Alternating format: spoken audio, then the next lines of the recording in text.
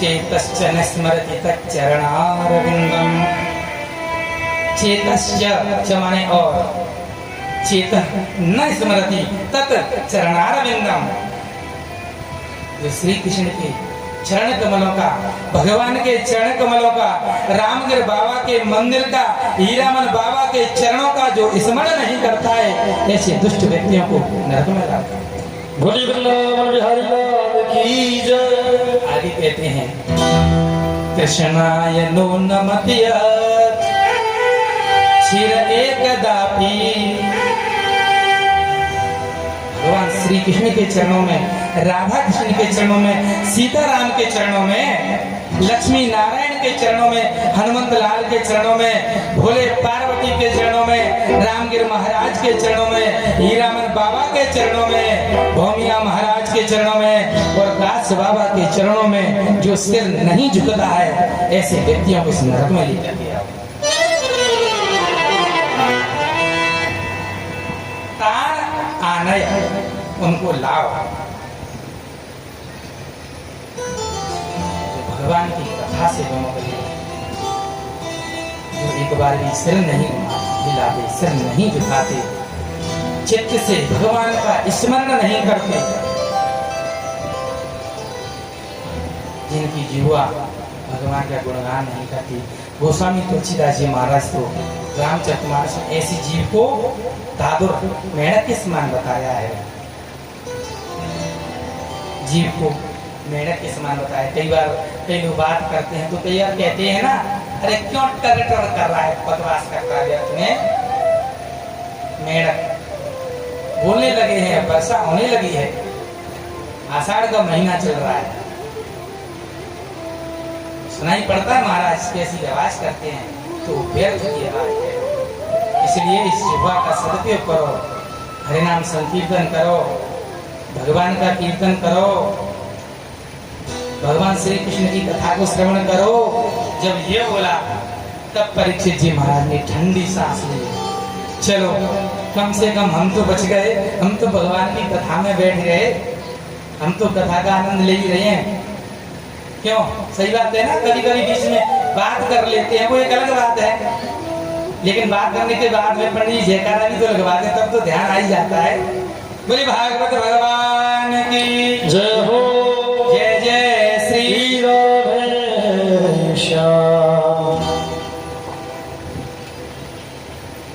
महाराज इधर अजामिल बड़ा बड़ा सब कुछ देकर आता, ध्यान देना, अजामिल बड़ा बड़ा धर्म राज के दूतों की चर्चा और भगत पार्षदों की चर्चा सुनी उसने। जब सुनी तो उसको भी लगा, और ये पार्षद जा रहे थे तो ये बात करना भी चाह रहा है, लेकिन इसके इतने पुण्य नहीं थे कि वो इससे बात करे, बिना बात किए ही भगवत पार्षद चले गए। इसको बड़ी गिरानी होती है, लेकिन संतों का संग दर्शन व्यर्थ नहीं जाता है महाराज। संतों का दर्शन व्यर्थ नहीं जाता है। नारद जी महाराज का भी नाम एक है देव दर्शन, नारदो देव दर्शन भागवत में कई बार आया। ऐसे ही संतों के दर्शन जो कर लेता है उसको भगवत दर्शन होते हैं। इसको गिरानी हुई कि मैं तो अपने पुत्र को बुला रहा था, यदि वास्तव में उस नारायण को बुलाता तो आज साक्षात स्वयं नारायण यहाँ आ जाते। कई कहते हैं अजामिल मुक्त हो गया, मुक्त अभी नहीं हुआ। व्यक्ति बिना प्रायश्चित किए, बिना पश्चाताप किए मुक्त कैसे हो सकता है? जब तक प्रायश्चित की अग्नि में नहीं जले, जब तक पछतावा ना करे कि मेरे से अपराध हो गया, आज के बाद मैं ऐसा कोई अपराध नहीं करूंगा प्रभु, आज के बाद ऐसा कोई मैं पाप नहीं करूंगा, तो वो पाप छोड़ देता है, अपने अपराधों को स्मरण करके रोता है, प्रायश्चित करता है, पश्चाताप करता है, तब भगवान प्रसन्न होते हैं, पाप कम होते हैं। संतों के दर्शन से पाप कम हुए और ये भगवत चिंतन करता है, चिंतन के प्रभाव से, भगवत भजन के प्रभाव से मुक्त हुआ है। सुखदेव भगवान कह रहे हैं राजन परीक्षित, मैं ये कथा अपने मन से नहीं सुना रहा। मलय पर्वत पर अगस्त महाराज शालिग्राम भगवान की पूजा करते समय संतों को कथा सुना रहे थे, वहीं ये कथा मैंने सुनी है जो मैंने तुझे सुनाई। भगवान की कथा पापों से मुक्ति दिलाने वाली है। भगवत भजन कीर्तन चिंतन मनन पापों से छुड़ाने वाला है। पकड़ लो हाथ बनवारी, नहीं तो डूब जाएंगे।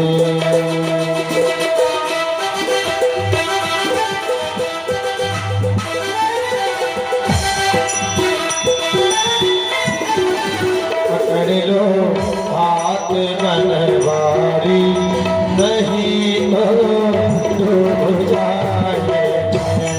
पकड़ लो हाथ बनवारी, नहीं तो डूब जाएगी। हमारा कुछ न मिलेगा, हमारा कुछ न मिलेगा, तुम्हारी लाज जाएगी। हमारा कुछ न मिलेगा, तुम्हारी लाज जाएगी। पकड़ लो हाथ बनवारी, नहीं तो डूब जाएगी। पकड़ लो हाथ बनवारी, नहीं तो डूब जाएगी।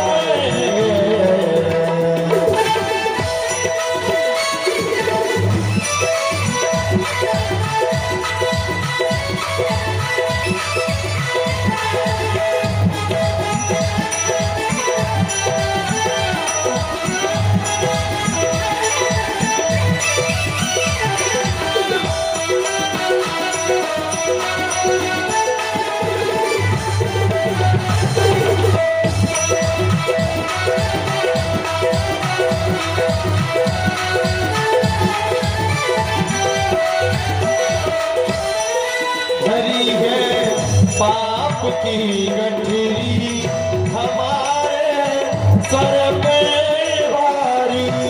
भरी है पाप की गठरी, हमारे सर पे भारी। आजामिल कह रहा है, हे भगवान मैंने पाप ही पाप किए हैं, न जाने कब दर्शन दोगे तुम पता नहीं, क्योंकि मैंने पाप ही इतने किए हैं। कह रहा है धरी है पाप की गठरी, हमारे सर पे भारी। धरी है पाप की गठरी, हमारे सर पे भारी। भजन पापों का है भारी, भजन पापों का है भारी। इसे कैसे उठाए, पकड़ लो हाथ बनवारी, नहीं तो डूब जाएंगे। हमारा कुछ न बिगड़ेगा, तुम्हारी लाज जाएगी।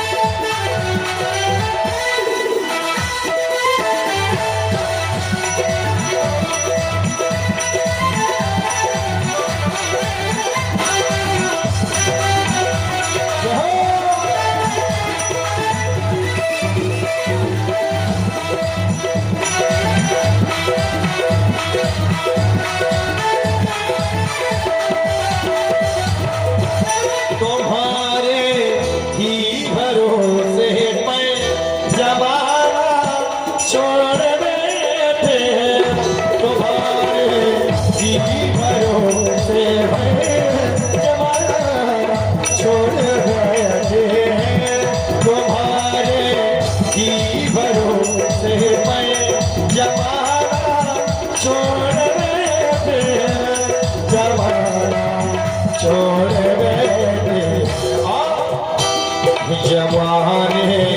की तरफ देखो, जमाने की तरफ देखो, इसे कैसे निभाएंगे, पकड़ लो हाथ में बारी, नहीं तो डूब जाएंगे। कहना है कि भगवान से सच्ची लगन लग जाती है तो फिर कोई लगन काम नहीं देती, इसलिए दोनों बात लाके गाओ और तालियां बजाओ। पकड़ लो हाथ मनवारी, नहीं तो डूब जाएगी, पकड़ लो। तुमसे लड़ाई है, हम लोग तो हम लोग घर पर लगी मोड़ा बंदी है, लइए मोड़ा लठ है, और जय भगवान के नाम पे आवाज निकलती है राम राम। मैं अपने लिए नहीं कह रहा, भगवान के लिए, हीरामन बाबा के लिए। इसको मानते हो आप तो इनसे कहो, पकड़ लो हाथ बाबा जी, नहीं तो डूब जाएंगे, पकड़ लो। हाँ जी बात, भगवान का नाम लो, संकीर्तन करो भैया। हम तो यहाँ कहीं और गाएंगे आज, यहाँ हमारा तो काम ही यही है, इसलिए दोनों हाथ लगे तालियां बजाओ। पकड़ लो हाथ बनवारी, नहीं तो डूब जाएंगे, पकड़ लो हाथ बनवारी, नहीं तो डूब जाएंगे।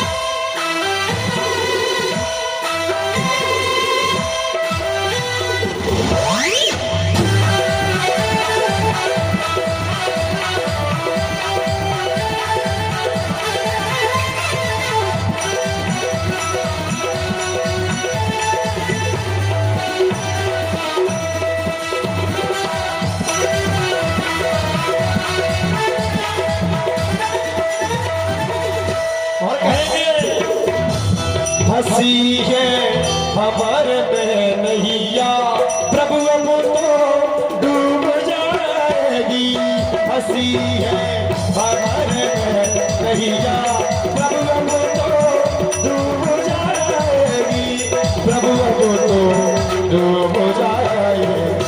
बोल हीरामन बाबा की, और कहो कि भैया आप बन जाओ, कि भैया आप बन जाओ, नहीं तो डूब जाएगी, पकड़ लो हाथ मनवारी, नहीं तो डूब जाएगी, पकड़ लो हाथ मनवारी, नहीं तो डूब जाएगी, नहीं तो डूब जाएगी, नहीं तो डूब जाएगी, नहीं तो डूब जाएगी, नहीं तो डूब जाएगी, नहीं तो डूब जाएगी।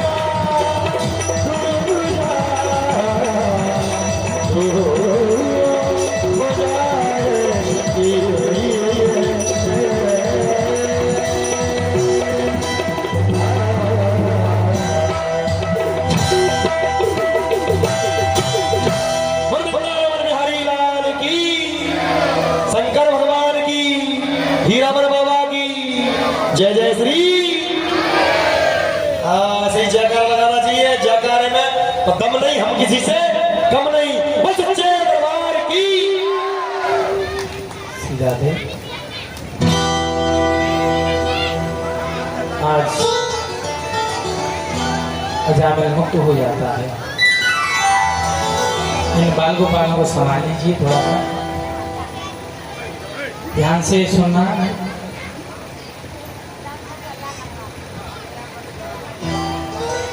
परीक्षित जी महाराज सुखदेव से प्रश्न करते हैं, गुरुदेव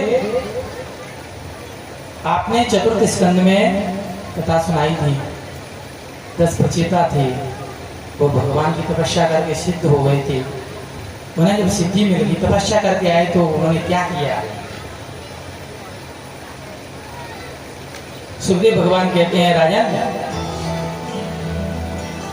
10 प्रचेताओं में जब सिद्धि पारी तपस्या करके आए, सरोवर में से निकले तो चारों तरफ देखा कि पूरी पृथ्वी पर वृक्ष ही वृक्ष हैं।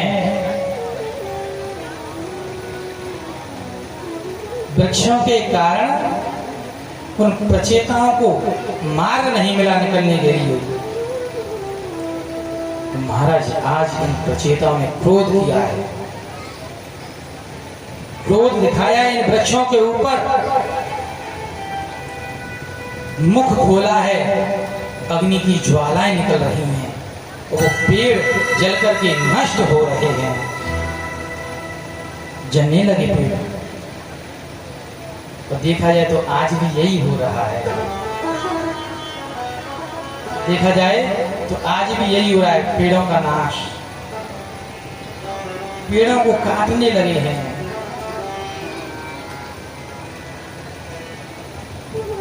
बढ़िया ताकत चाहिए लकड़ी का, मकान का जो दरवाजा है उसका दरवाजा भी अच्छी सी लकड़ी का चाहिए, खिड़की हैं, मेज हैं, काट रहे हैं, तोड़ रहे हैं वृक्षों को। प्रकृति का कोप आप देख रहे हैं। इस बार कितने वर्षों का रिकॉर्ड तोड़ा है गर्मी ने। महाराज प्राण नहीं निकले, बाकी सारे कर्म हो गए इस गर्मी से। इधर तापमान बढ़ रहा है, टेम्परेचर बढ़ रहा है, उधर लोड बढ़ता है तो बिजली से बिजली की भी कटौती होती है। सब तरफ से मरना, प्राकृतिक कोप है ये। और महाराज ये तो केवल अभी मात्र पेड़ों को काटने का थोड़ा सा कोप दिखा रहे हैं भगवान। अभी जल का हिसाब तो बाकी है, हम कितना जल बहा रहे हैं। समर चला दी, मोटरसाइकिल धो रहे हैं महाराज, धीरे धीरे धीरे धीरे मिट्टी चुरा रहे हैं, सर्व से धो रहे हैं, समर चल रही है। पानी का दुरुपयोग। और महाराज कह के देखो, अभी 2 मिनट में लठियाई हो जाएगी, तो अगर नो हमारी चल रही है, बिल तू भर रहा है, तो बिल तो भैया तुमने नहीं भरे, वो भी जम से चल रहा है, इसीलिए तो कटौती हो रही है लाइट की। सिटियों में तो नहीं हो रही इतनी, समय से बिल भरते हैं। उनको भी पता है कि बिल नहीं भरते, जम से चल रहा है, लोड पकड़ रही है, हीटर चला नहीं है लोग।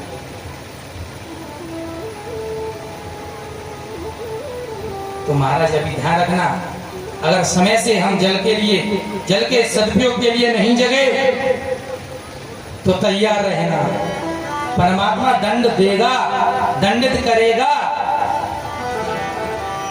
अभी कुछ ही दिन पहले एक न्यूज निकली थी किसी देश की, नाम याद नहीं आ रहा है, वहां पर महाराज नियम बना दिया सरकार ने, प्रतिदिन 25 लीटर पानी मिलेगा, ऐसा कुछ है, प्रतिदिन 25 लीटर। अब उसी में से बड़े नहाओ, कपड़े धो, पियो, फेंको, बर्बाद करो, मोटरसाइकिल धो, गाड़ी को धो, कुछ भी करो। और सोचो, भैंस को पिलाओगे, गाय को पिलाओगे, खुद पियोगे, नहाओगे, कपड़े धोगे, या बच्चों को, समझ जाओ।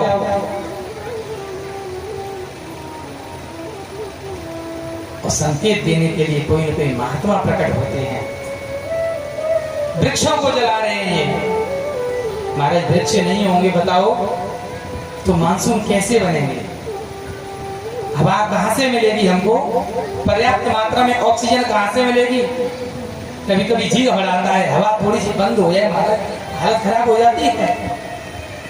और ये भैया आज तो मर गए, आज ना, आज बिहारी ना चल रही। सत्य बात है ये। सावधान हो जाओ, अभी भी जग जाओ, सचेत हो जाओ, जागरूक बन जाओ। वृक्षों को मत काटो, हो सके तो पेड़ लगाना प्रारंभ कर दो। इतनी जनसंख्या है, एक भी लगाएंगे तो कितने सारे हो जाएंगे, सोचो। मैं ज्यादा नहीं कह रहा, मैं तो परिवार से एक ही कह रहा हूँ। एक परिवार से भी एक वृक्ष लग जाएगा तो बहुत लाभ मिलेगा उस वृक्ष से हमें। वृक्षों से अनेक फायदा मिलते हैं, वृक्ष हमें छाया दे रहे हैं, वृक्ष से हमें लकड़ी भी मिल जाती है, पुष्प भी मिल रहे हैं पूजन के लिए, फल भी मिल रहे हैं खाने के लिए, फलाहार के लिए, भोग के लिए। पर्याप्त मात्रा में लगाओ जिससे भरपूर ऑक्सीजन मिले, मानसून बने, वर्षा हो समय से। चंद्र ऋषि महात्मा प्रकट हो जाते हैं। बादशी नाम की कन्या साथ में है। चंद्र ऋषि महात्मा कहते हैं, हे प्रचेताओ, आप पालन करना सीखो, आप पालन करना सीखो। पहले गृहस्थी का अनुभव लो, पालन क्या होता है। आप इन निरपराध वृक्षों को जला रहे हो, नष्ट कर रहे, रुक जाओ।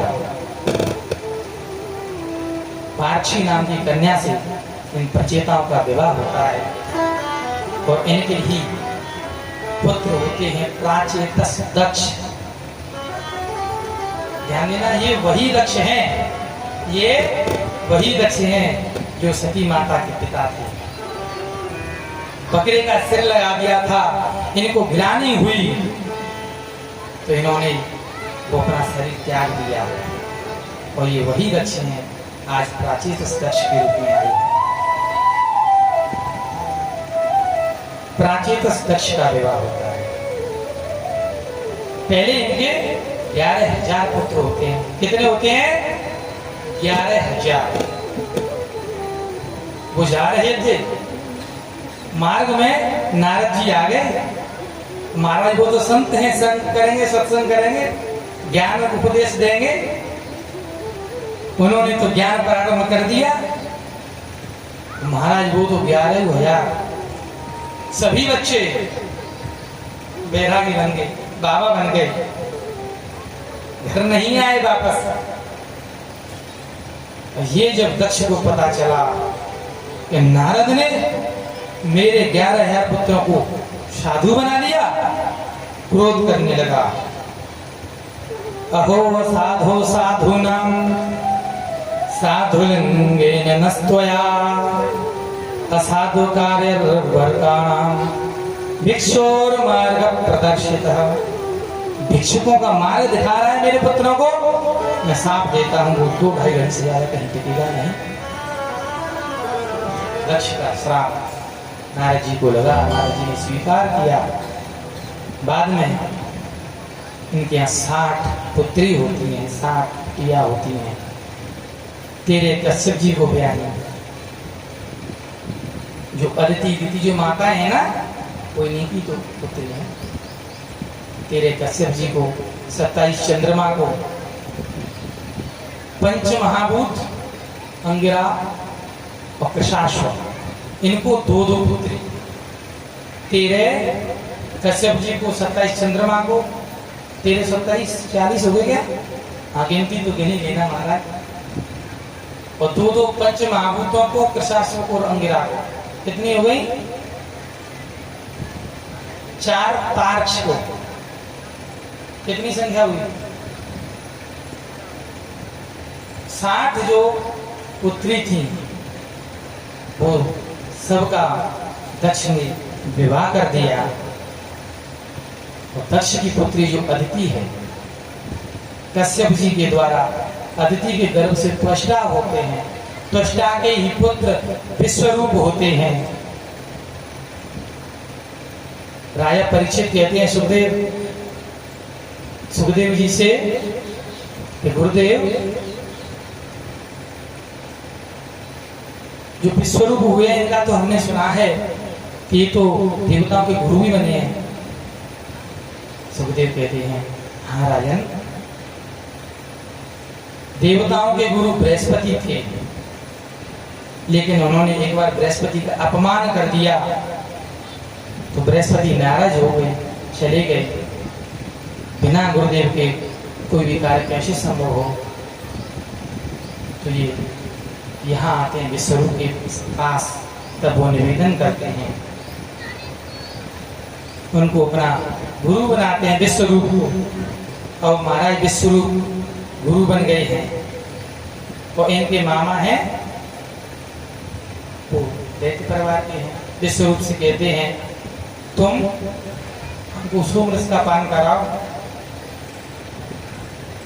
अपने भांजे विश्वरूप से कहते हैं आप देवताओं के गुरु बन गए हैं, हमको सोमपान नहीं मिलता, सोमरस नहीं मिलता, आप हमको सोमरस पिलाओ। महाराज विश्वरूप ने इनको सोमरस पिला दिया और इंद्र को पता चल गया। जब इंद्र को पता चल गया तो इंद्र ने अपने गुरुदेव का सिर काट दिया।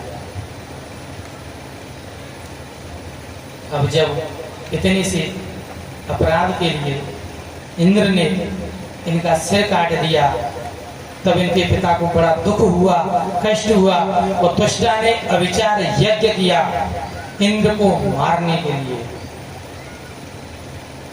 और उसी यज्ञ से प्रकट हुए हैं वृत्रासुर। वृत्रासुर को छोड़ दिया इंद्र को मारने के लिए। महाराज इंद्र भाग रहा है, सब देवता डर रहे हैं, डर के मारे भगवान की शरण में जाते हैं। भगवान कहते हैं, एक संत हैं दधीची महात्मा नैमिषारण्य में, उनके पास जाओ, इनकी हड्डी से वज्र बनेगा, उस वज्र से ये वृत्रासुर मरेगा।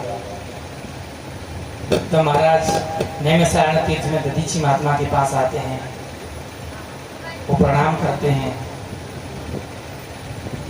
प्रणाम करके कहते हैं प्रभु हम पर कृपा करिए,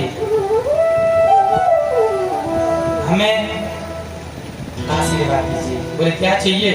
बोले आपके प्राण। महाराज ने उन्होंने सीधा बोल दिया आपका शरीर चाहिए। दधीची महात्मा प्रसन्न हो जाते हैं कि वो सत्य सत्य बात बोल रहे हैं। यद्यपि संसार में प्राणों को त्यागना बड़ा कठिन है, लेकिन न स्वार्थ परो लोके न वेदी प्रश्न करम। तुमने बहुत अच्छी बात कही, सत्य बोला, इसीलिए मैं प्रसन्न हूँ। शरीर तो आज नहीं कल चला जाएगा, हट जाएगा, नष्ट हो जाएगा। यदि किसी के काम आ जाए तो ज्यादा अच्छा है। प्राणवायु खींची, ब्रह्मरंध्र से प्राण निकाले, परमात्मा में प्राण ज्योति मिला दी, शरीर गिर पड़ा, शरीर से नमक लगा दिया, शरीर गल गया, हड्डी बची, हड्डियों को लिया और भगवान ने शक्ति प्रदान की। विश्वकर्मा के द्वारा एक वज्र का निर्माण कराया है, भगवान ने इसमें दिव्य शक्तियां प्रदान की हैं।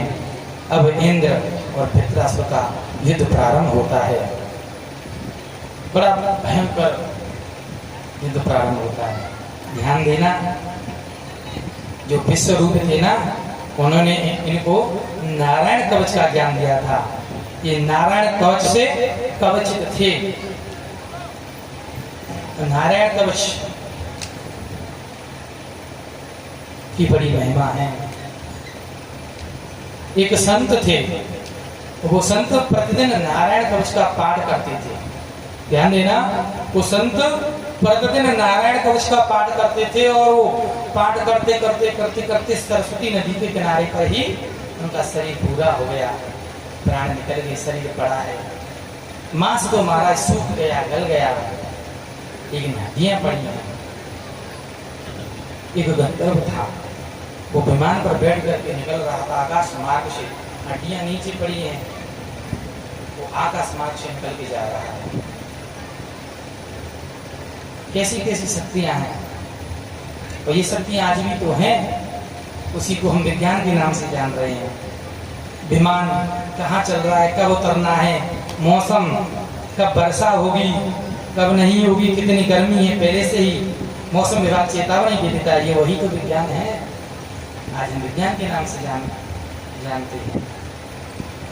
तो विमान से गंधर्व जा रहा है, वो नीचे हड्डियां पड़ी हैं। नारायण कवच का पाठ करने वाले महात्मा की हड्डियों के कारण वो विमान ऊपर से नीचे गिर पड़ा। महाराज वो बहुत प्रयास कर रहे हैं उसको चलाने का, लेकिन वो विमान उड़ नहीं पा रहा, चल नहीं पा रहे। पास में कुछ बार के लिए महात्मा थी, उनके पास जाकर के गंधर्व निवेदन करता है, प्रभु इस विमान में क्या हुई, क्यों नहीं चल रहा है। उन्होंने कहा वहाँ विमान के पास में जो हड्डियाँ पड़ी हैं उनको आप नदियों में प्रवाहित कर दो, सरस्वती नदी में, तब विमान चलेगा। महाराज इस गंधर्व ने आज उन हड्डियों को प्रवाहित किया है, तब जाकर के विमान चला। ऐसी मान्यता है, ऐसा महत्व है, ऐसा महात्म्य है नारायण कवच का। और 8 हाथ वाले हैं भगवान के नाम से प्रत्येक अंग का कवच है, प्रत्येक अंग की रक्षा होती है इस नारायण कवच से। महाराज बड़ा भयानक युद्ध हो रहा है, लेकिन ध्यान देना, वृत्रासुर कह रहा है इंद्र से मुझे मार दे, मैं तो मरने ही आया हूं, मुझे मार दे। बोले क्यों मरना चाह रहा है? बोले मुझे भगवान की याद आ रही है, मुझे भगवान की याद आ रही है, मुझे मार दे। अब भला बताओ कोई कह सकता है ऐसे? युद्ध के समय तो केवल लड़ाई याद आएगी। कोई कहे लड़ाई के समय नहीं नहीं रुक जा, अरे थोड़ा सा पूजन कर ले, बाबा के मंदिर पर चल रहे हैं, थोड़ी अगरबत्ती लगा के आते, रुक तो सही, अरे हट जा, यही बोलेगा वो तो गुस्से में। मुझे पकड़ो मत, आज मैं इसको मार दूंगा, वो तो क्रोध दिखाएगा। कोई कहेगा भजन कर ले, भगवान का नाम ले ले, महाराज वो नाम लेगा, उस समय तो केवल गालियां ही सूझेंगी, गालियां ही निकलेंगी। लेकिन वृत्रासुर को देखो, ये भी संस्कार है, अभी आगे आएगा, बताऊंगा पिछले जन्म में ये कौन था, पिछले जन्म के संस्कार थे, इसको भगवान की याद आ रही है। इंद्र से कह रहा मुझे तो मार दो, मैं तो मरने के लिए आया हूं। मानो भगवान कह रहे हैं बड़ी याद आ रही है, बता क्या चाहिए तुझे? तो कह रहा है न नाक पृष्ठम न च पारमेष्ठ्यम न सार्वभौमम न रसाधिपत्यम। हे प्रभु, मुझे स्वर्ग वैकुंठ रसातल कुछ भी नहीं चाहिए। बोले क्या चाहिए? केवल आप चाहिए। भक्त भगवान से केवल भगवान को ही मांगते हैं। ध्रुव जी महाराज की कथा अपने श्रवण की, केवल भक्ति मांग रहे हैं। यहाँ पर वृत्रासुर भी केवल भगवान को ही मांग रहा है, बुला रहा है। भगवान तो कहने लगे मानो अच्छा बड़ी याद कर रहा है।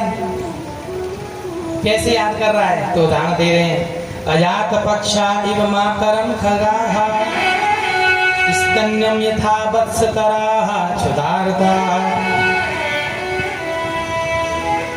बोले जिस प्रकार सायंकाल हो जाती है, पक्षिणी अपने बच्चों के लिए दाना लेने के लिए बाहर चली जाती है। छोटे छोटे पक्षी जिनके भी पंख भी नहीं निकले हैं, वो पक्षी अपनी माता की याद कर रहे हैं। माता कब आएगी, कब दाना लाएगी, कब खिलाएगी, कब मेरा पेट भरेगा। भगवान कहते हैं अरे ये प्रेम तो तेरा दूर दूर का हुआ, ना मिलना ना प्रेम करना, ना आलिंगन। तो वो दूसरा उदाहरण दे रहा है, स्तन्यम यथा वत्सतराः क्षुधार्ताः।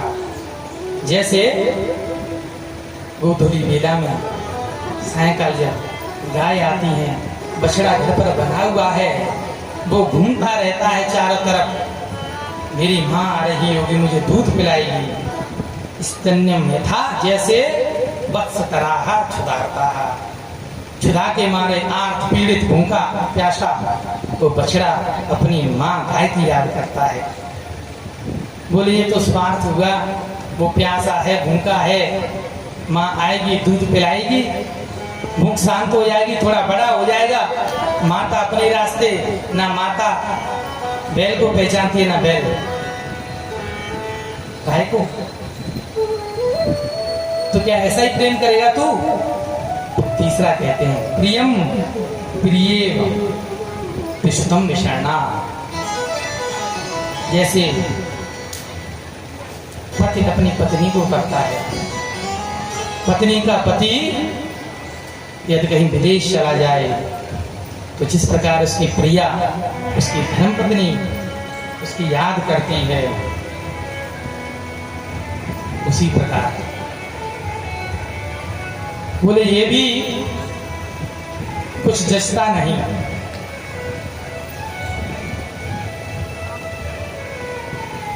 गोस्वामी तुलसीदास जी महाराज तो कहते हैं, काम ही नार प्यार जिमे लोभ ही प्रिय जिमे दाम। तुलसीदास जी महाराज से भगवान राम कहते हैं, ये तुलसी वरदान मांग, तू वरदान मांग। तुमने रामचरितमानस लिखा है और ये दुआ तो अंत में ही है। गोस्वामी तुलसीदास जी से राम जी कहते हैं मांगो, बोले काम ही नार दिया। इस प्रकार कामी पुरुष नारी को चाहता है। बोले क्या तू ऐसे ही चाहेगा, बाद में मिले बाद में वैराग्य हो जाता है, क्या तू मुझे भी छोड़ देगा? बोले केवल मिलने तक की जो गति है, मैं आपसे जब तक मिल नहीं रहा, ध्यान देना कितनी सुंदर बात कही है तुलसीदास जी महाराज ने, जब तक मैं आपसे मिल नहीं जाता तब तक तो कामी जैसी वृत्ति रहे, उसके बाद में लोभ ही प्रिय जिमीदान। बाद में वृत्ति कैसी हो जाए, जैसे किसी लोभी को दाम से प्रेम होता है, पैसे।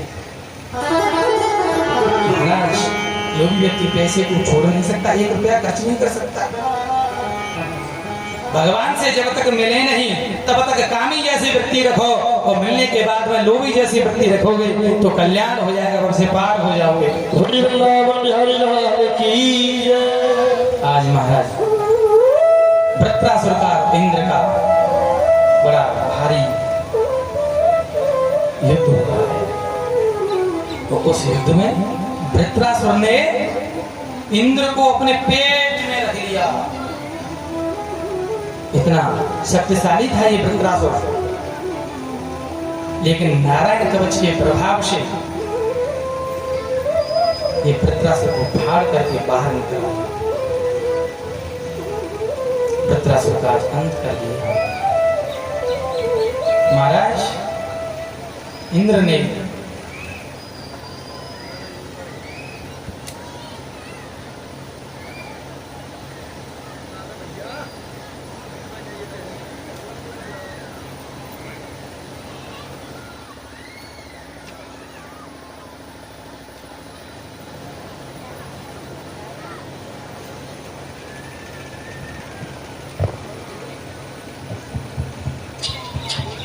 राधे बोले भागवत भगवान की जय हो। इंद्र ने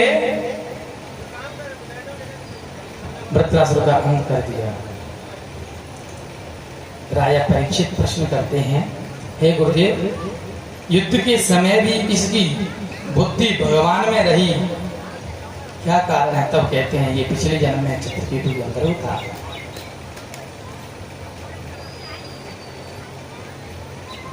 ये राजा था, इसकी 1 करोड़ पत्नियां थी, इनके कोई पुत्र नहीं था, एक को संतान हो गई। महाराज जब संतान हो गई, केवल एक के, बाकी सब ईर्ष्या करने लगी, इसके पुत्र को जहर दे दिया, मार दिया। अब ये तो विलाप करने लगा, रोने लगा। तब नारद जी आते हैं, उनको समझाते हैं, फिर ये जीवात्मा को बुलाते हैं, जीवात्मा को बुलाते हैं, हे जीवात्मा, तेरे माता पिता रो रहे हैं तेरे लिए। वो कहता है कौन सी योनि के हैं ये? कस्मिन जन्यमनी में, कौन सी योनि के हैं, किस जन्म के हैं ये माता पिता? पिता बोले कि मेरी रो रो करके आंखें फूट रही हैं, रोते रोते गला सूख गया, कंठ अवरुद्ध हो गया, और ये कह रहा है कि किस योनि के हैं माता पिता? नारद जी इसको मंत्र उपदेश देते हैं, मंत्र का जाप कर, तेरा कल्याण हुआ, तू गंधर्व योनि को प्राप्त हुआ। नारद जी मंत्र दे जाते हैं, ये जप करता है, जप के प्रभाव से गंधर्व बन जाता है, और गंधर्व बन करके विमान में बैठ करके भ्रमण करता है। महाराज भ्रमण करते करते एक दिन कैलाश पर्वत की ओर से निकला, वहां पर महादेव जी पार्वती जी को गोद में लेके बैठे थे।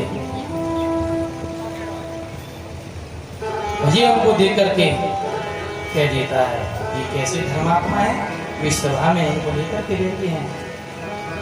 महादेव तो कुछ नहीं बोले, लेकिन भगवती पार्वती क्रोधित हो गई, रुष्ट हो गई। बोले तू हमको सिखाएगा हमें क्या करना है क्या नहीं करना, अतः पाप जैसी योनि में, इसलिए तू पाप योनि को प्राप्त हो जा। ऐसा दुर्भाव रखता है, राक्षसी भाव रखता है, इसलिए ये वृत्रासुर बना।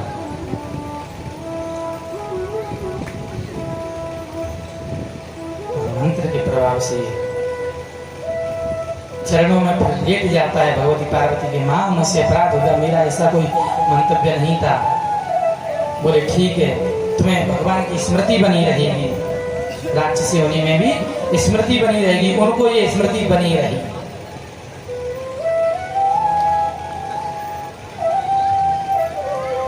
ये सब कथाएं सुनते सुनते राजा परीक्षित ने तो आज प्रश्न कर दिया, समप्रिय सुहृद ब्रह्मन्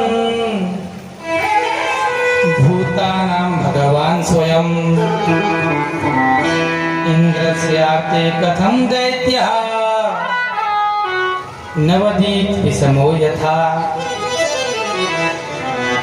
राजा ने सुखदेव भगवान को प्रश्न कर दिया, गुरुदेव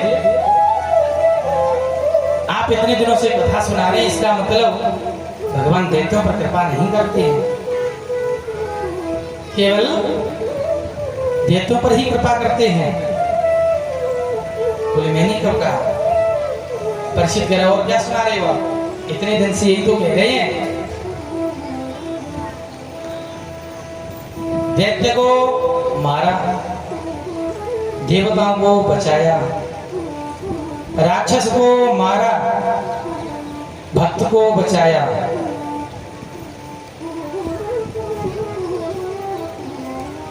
रामचरितमानस में भगवान श्री राम क्या कह रहे हैं? सनमुख होई जीव मोहि जबहि, सनमुख होय जीव मोहि जबहि, ओ जन्म सनमुख होय जीव मोहि जबहि, ओ जन्म कोटि अजना सयनवै सिया राम जय जय राम, सिया राम जय जय राम। भगवान श्री राम कहते हैं, सनम को होई जीव मोहि जबहि, जो मेरे सन्मुख आ जाता है, जो मेरे सम्मुख आ जाता है, जन्म कोटि करोड़ों जन्मों के भी यदि उसके हमारे पाप हों, नाशक कभी नष्ट कर देती है। ये तो केवल सामने आने का फल है, जो सामने आ जाता है वो तर जाता है। भगवान तो भक्त पर कृपा करते हैं, जो सामने आ जाता है उस पर कृपा करते हैं। तब सुखदेव भगवान भक्त प्रहलाद की कथा सुनाते हैं। राजन ऐसा नहीं है कि केवल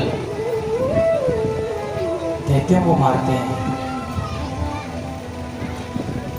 हिरण्याक्ष को 12 भगवान ने मार दिया था, और हिरण्याक्ष का भाई हिरण्यकशिपु, जब हिरण्याक्ष मर जाता है तो माताएं रोती हैं, पत्नी रोती है, वो समझाता है, ज्ञान देता है, लाभ हानि जीवन मरण जस हाथ, ये सब तो विधाता के हाथ में है, आप शोक ना करें। वो ऐसा कह के स्वयं तपस्या के लिए चला जाता है, वो ब्रह्मा की तपस्या करता है। महाराज ब्रह्मा को ये प्रसन्न कर लेता है, ब्रह्मा जी आज प्रकट हो जाते हैं, कहते हैं उत्तिष्ठ भद्रन्ते, ये कश्यप नंदन जाओ, उठो, आंखें खोलो, मैं प्रसन्न हुआ, वरदान मांगो। हिरण्यकशिपु ने बोलिए भक्तवत्सल भगवान की जय हो।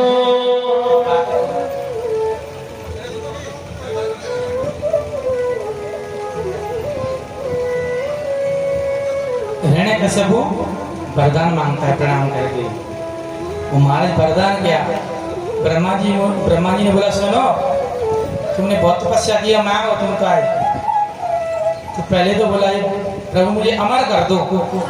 ब्रह्मा जी बोले वो तुम्हें भी नहीं है, मैं मरूंगा। तो बोले ये सामर्थ्य मेरी नहीं है।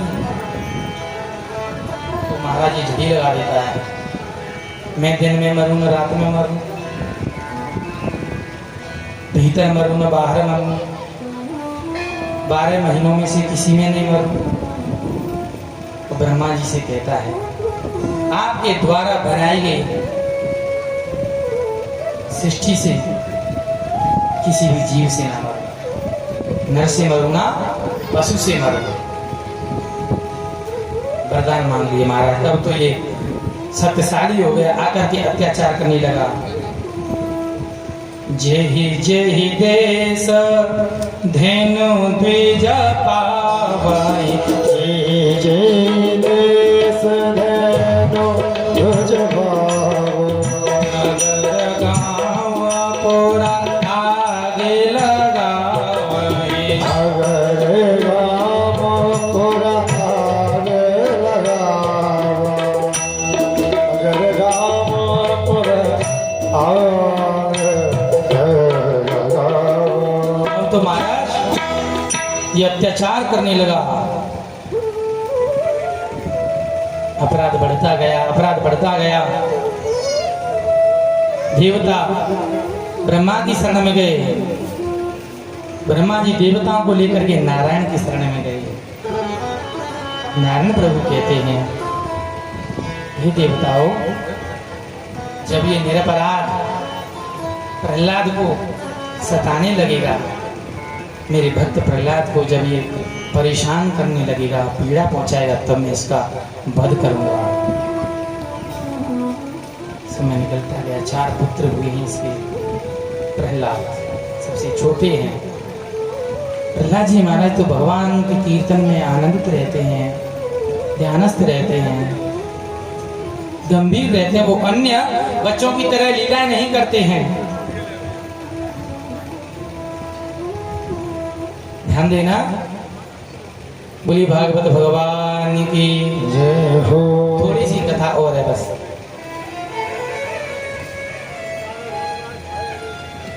वो अन्य बालकों की तरह क्रीड़ा नहीं करते, वो अन्य बालकों की तरह नहीं खेलते हैं। जब पढ़ने के योग्य हुए तो इन्होंने गुरुकुल में अपने जो राक्षसों का था उसमें भेज दिया। कुछ समय बाद आए, कयादु माता ने बढ़िया इनका श्रृंगार किया, सजाया और इनके पिता की गोद में दे आई। पिता इनके मस्तिष्क पर, सिर पर हाथ फेर रहे हैं और कह रहे हैं पुत्र तुमने क्या पढ़ा गुरुजी के यहाँ, कुछ अच्छा सा बताओ। तो ये कहते हैं, बोले हैं पिताजी मैंने तो एक ही बात पढ़ी है, घर को छोड़ करके, संसार सागर को छोड़ करके, इस अंधकुएं को छोड़ करके यद धरे महाशय हरि का आश्रय ले लेना चाहिए। हिरण्यकशिपु को क्रोध आ गया। बोले मेरे शत्रु का नाम लेता है, चला जा। उसको वापस कर दिया, वापस गुरुकुल भेज दिया। शुक्राचार्य जी के पुत्र हैं संड और अमर्क। संडामर्क ये इनको पढ़ाने का प्रयास करे, लेकिन महाराज वो क्या पढ़े, वो तो खुद पढ़े पढ़ाए हैं। वहां उनके कोर्स में, उनके पाठ्यक्रम में कुछ और पढ़ा रहे हैं। कैसे मारना चाहिए, कैसे अपराध करना चाहिए, वहां तो वो दैत्य विद्या है। कैसे लड़ना चाहिए, कैसे झगड़ना चाहिए,